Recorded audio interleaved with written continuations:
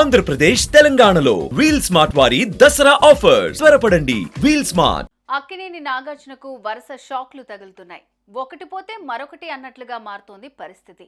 ఇప్పటికే N convention ను హైడ్రా కూల్చేయగా తాజాగా అక్కినేని కుటుంబంపై మంత్రి కొండా సురేఖ తీవ్రమైన వ్యాఖ్యలు చేశారు. ఈ విషయం చల్లారక ముందే నాగార్జునకు మరో షాక్ తగిలింది. ఆయనపై మాదాపూర్ పోలీస్ స్టేషన్లో కేసు నమోదైంది.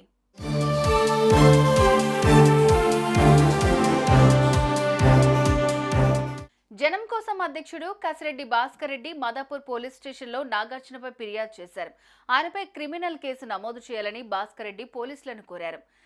తమ్మిడికుంట చెరువును కబ్జా చేసి ఎన్ కన్వెన్షన్ నిర్మించారని పోలీసులకు కంప్లైంట్ చేశారు.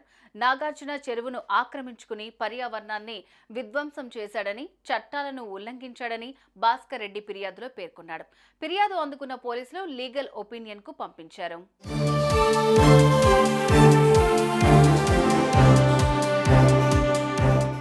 అక్కినేని నాగార్జునకు చెందిన ఎన్ కన్వెన్షన్ తమ్మిడిగుంట చెరువుకు చెందిన 3 ఎకరాల భూమి కబ్జా చేసి కట్టారని గతంలో అనేక ఆరోపణలు వచ్చాయి. అప్పట్లో ఈ కన్వెన్షన్ కూల్చివేస్తారని ఆరోపణలు వచ్చాయి, కానీ కార్యరూపం దాల్చలేదు.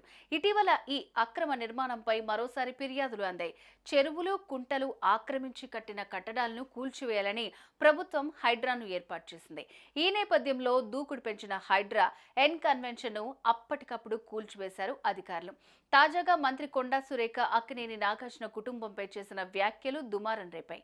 నాగార్జున సదరు మంత్రిపై క్రిమినల్ అండ్ డెఫమేషన్ కేసు నమోదు చేశాడు. ఈ వివాదం ఇలా సాగుతూ ఉండగా ఇప్పుడు మరోసారి నాగార్జునపై కసిరెడ్డి భాస్కర్ రెడ్డి ఫిర్యాదు చేశారు.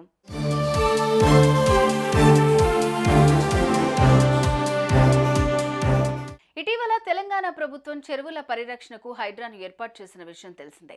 చెరువులు, బఫర్ జోన్లు, ఎఫ్టీఎల్, నాలాలు, ప్రభుత్వ స్థలాల్లో నిర్మితమైన అక్రమ కట్టడాలను నిర్దాక్షిణ్యంగా కూల్చివేస్తోంది హైడ్రా.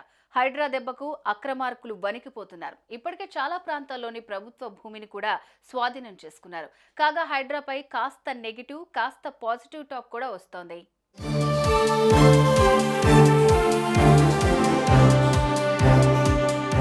ఇక కొండా సురేఖ వివాదం పెద్దది కావడంతో ఇలా అక్రమంగా కేసులు పెట్టి వేధిస్తున్నారంటూ అక్కినేని అభిమానులు మండిపడుతున్నారు. వరుస వివాదాలతో సతమతమవుతున్న నాగార్జున ఈ కేసులను ఎలా ఎదుర్కొంటారు, ఆ విషయంపై ఎలా స్పందిస్తారనేది వేచి చూడాలి.